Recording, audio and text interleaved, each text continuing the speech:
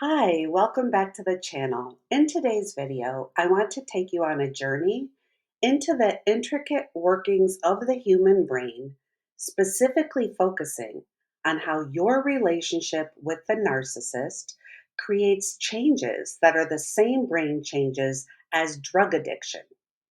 Both hijack your brain's chemical balance.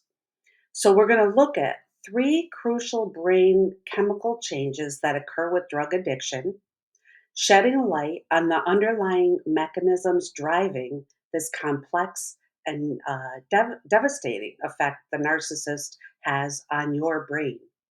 I think that by watching through to the end of this video, you'll have a much clearer understanding of how this all works.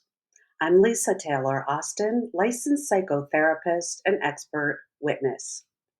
So let's start with perhaps the most well known aspect of drug addiction, and that is the dysregulation of dopamine. Dopamine is a neurotransmitter, and it's associated with pleasure, reward, and motivation.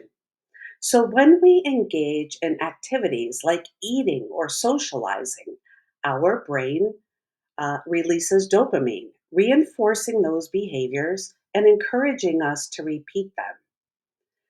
But drugs can artificially stimulate dopamine release in the brain, flooding it with unnaturally high levels of this neurotransmitter. And this flood of dopamine creates intense feelings of pleasure and euphoria, reinforcing the desire to use the drug again. The narcissist often uses intermittent reinforcement. They'll shower you with happy times, attention, providing you with everything you ever wanted, and you're going to feel like you are on cloud nine. The covert narcissist will then start to devalue you slightly through disappearing, withdrawing, or withholding. And you're left wanting that next high or hit of positive feelings. And this is similar to drug addiction. So the drug addict, when they have their drug hit, they become high. And when the drug isn't available, they sink into a low feeling. Does that sound familiar?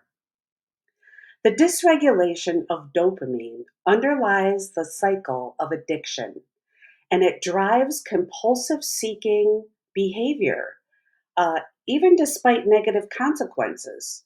So you might find yourself unable to break away from the covert narcissist, although you know that they're not healthy for you.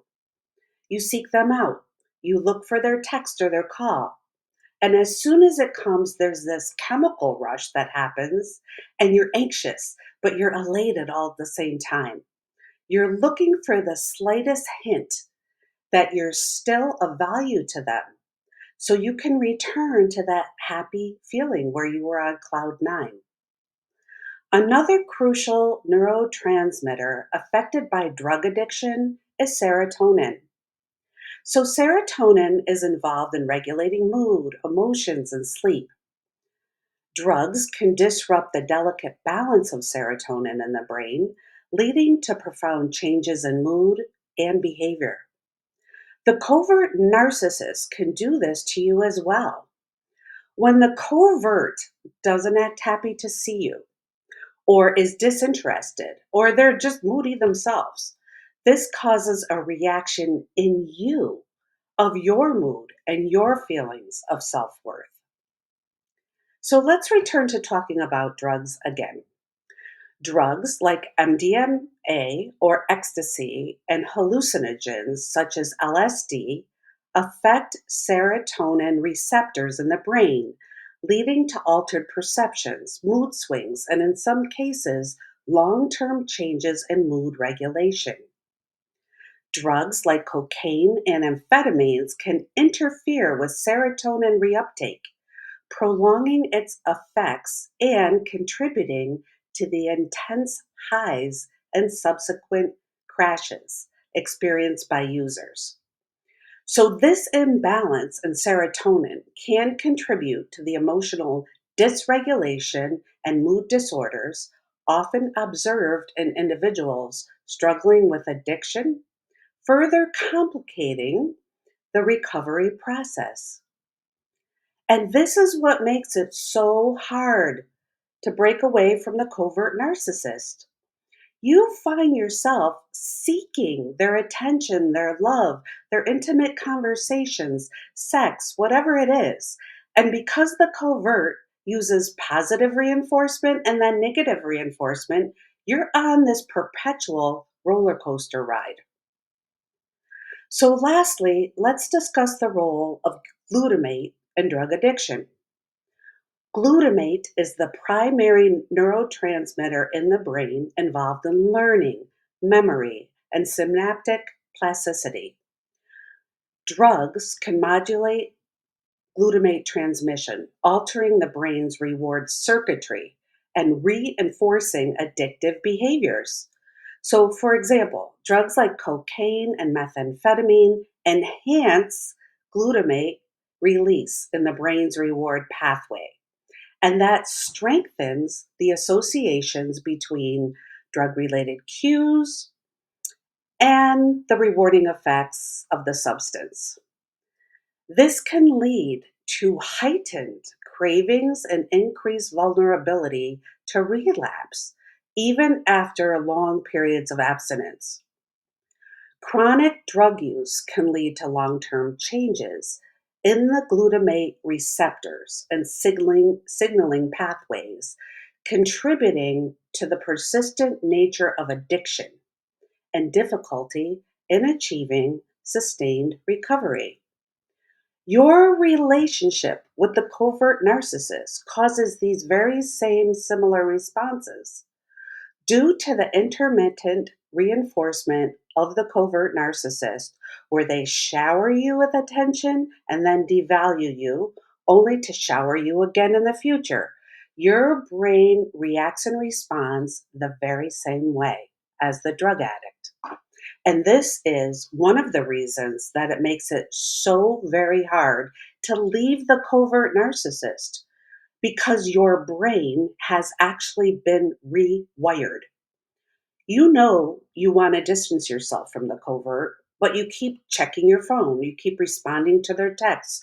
You can't sleep because you're constantly dwelling on whether they're going to reach out to you or not. And this becomes all consuming until you hear from the covert, and then all is well in your world and you're back on cloud nine. Your brain gets the hit of the covert and the brain chemicals react, making you have a pleasure response. So, leaving a covert narcissist, just like drug addiction, isn't a simple matter of personal choice or moral failing. It's a complex neurobiological phenomenon characterized by profound changes in brain chemistry. So, by understanding these three key brain chemical changes, dopamine regulation, serotonin imbalance, and glutamate modulation, we can begin to unravel the complexities of addiction and develop more effective strategies for prevention and treatment. And this is the same with exiting a covert relationship. So stay tuned for my next video on breaking the trauma bond. If you'd like to receive professional counseling from me on this issue, please reach out to me via my website on the TaylorAustinGroup.com.